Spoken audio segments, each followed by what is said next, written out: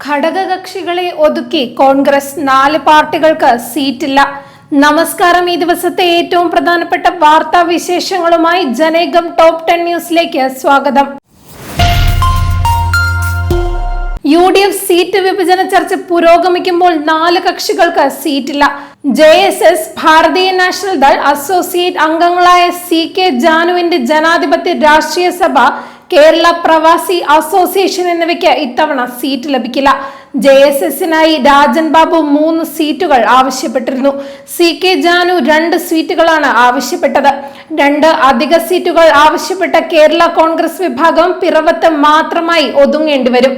കഴിഞ്ഞ തെരഞ്ഞെടുപ്പിൽ 2 സീറ്റുകളിൽ മത്സരിച്ച മാണി സി കാപ്പന്റെ KDPക്കും ഇത്തവണ പാലായിൽ മാത്രം തൃപ്തിപ്പെടേണ്ടതായി വരും.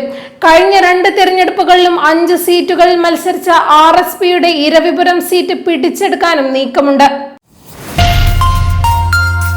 MPമാർ മത്സരിക്കേണ്ടെന്ന നേതൃത്വത്തിന്റെ നിലപാടിനെതിരെ വാളോങ്ങി സുധാകരൻ MP. ഡൽഹിയിലെ ഇന്നത്തെ സ്ഥാനാർത്ഥി നിർണയ ചർച്ചകൾക്ക് നിൽക്കാതെ സുധാകരൻ കേരളത്തിലേക്ക് മടങ്ങി. കണ്ണൂർ നിയമസഭാ മണ്ഡലത്തിൽ മത്സരിക്കാനുള്ള താല്പര്യം K സുധാകരൻ നേരത്തെ പാർട്ടിയെ അറിയിച്ചിരുന്നു. എന്നാൽ MPമാർ മത്സരിക്കുന്നതിൽ സംസ്ഥാന നേതാക്കൾ ശക്തമായി എതിർത്തിരുന്നു. ഹൈക്കമാൻഡും ഇതുവരെ ഇതിന് പച്ചക്കൊടി കാട്ടിയിട്ടില്ല.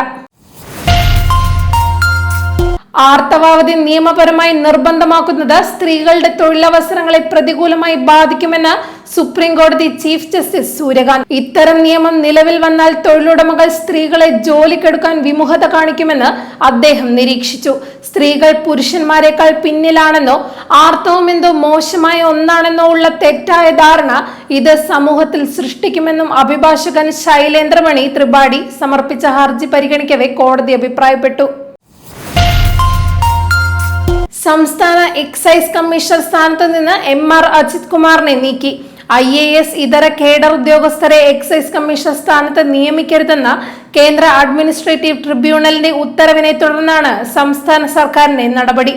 ഇതോടെ അഡീഷണൽ എക്സൈസ് കമ്മീഷണർക്കാണ് ഇനി എക്സൈസ് കമ്മീഷണറുടെ താൽക്കാലിക ചുമതല. കരുനാഗപ്പള്ളി MLA CR മഹേഷിന്റെ പീഡനത്തെ തുടർന്ന് UDF ചെയർമാൻ തൊടിയൂർ രാമചന്ദ്രൻ രാജിവെച്ചു. കൊല്ലം ജില്ലാ UDF ചെയർമാൻ KC രാജനാണ് രാജിക്കത്ത് കൈമാറിയത്. 15 വർഷക്കാലമായി UDF കരുനാഗപ്പള്ളി നിയോജക മണ്ഡലം ചെയർമാനായി പ്രവർത്തിച്ചു വരികയാണെന്നും UDF നേതൃത്വത്തിൽ നടത്തിയ എല്ലാ പരിപാടികളും വളരെ വിജയകരമായി നടത്തുവാൻ കഴിഞ്ഞിട്ടുണ്ടെന്നും രാമചന്ദ്രൻ പറഞ്ഞു.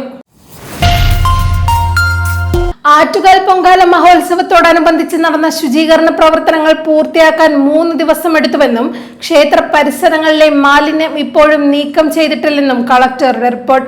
മേയറുടെ വാദം തള്ളിയാണ് കളക്ടറുടെ റിപ്പോർട്ട് പുറത്തുവന്നത്.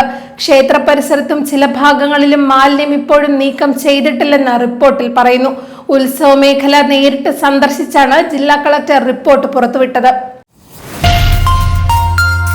പശ്ചിമേഷ്യൻ യുദ്ധ സാഹചര്യത്തെ തുടർന്ന് രാജ്യം നേരിടുന്ന കടുത്ത പാചകവാതക പ്രതിസന്ധി കൊച്ചിയിലെ ഹോട്ടൽ മേഖലയെ സ്തംഭിപ്പിക്കുന്നു. വാണിജ്യ ആവശ്യങ്ങൾക്കുള്ള LPG സിലിണ്ടറുകൾ കിട്ടാതായതോടെ കൊച്ചി നഗരത്തിലും പരിസര പ്രദേശങ്ങളിലുമായി 100-ലധികം ഹോട്ടലുകൾ ഇതിനകം താൽക്കാലികമായി അടച്ചുപൂട്ടി. വരും ദിവസങ്ങളിലും വിതരണം പുനഃസ്ഥാപിച്ചില്ലെങ്കിൽ നഗരത്തിലെ 40% റെസ്റ്റോറന്റുകൾ പൂട്ടേണ്ടി വരുമെന്ന് Kerala hotel and restaurant association മുന്നറിയിപ്പ് നൽകി. സംസ്ഥാനത്ത് പാചകവാതക പ്രതിസന്ധി രൂക്ഷമായി തുടരുന്നതിനിടെ തിരുവനന്തപുരത്ത് ഹോട്ടലിൽ നിന്ന് ഗ്യാസ് സിലിണ്ടർ മോഷ്ടിച്ചു.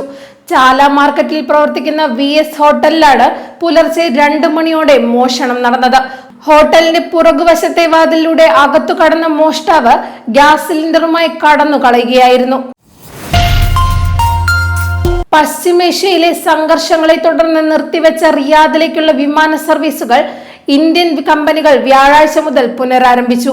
പ്രാദേശിക സ്ഥിതിയും പ്രതികൂല സാഹചര്യങ്ങളും നിരീക്ഷിച്ച ശേഷം സർവീസുകൾ സാധാരണ നിലയിലാക്കാനുള്ള ശ്രമങ്ങൾ തങ്ങൾ നടത്തി വരികയാണെന്ന് വ്യോമയാന മന്ത്രാലയം അറിയിച്ചു.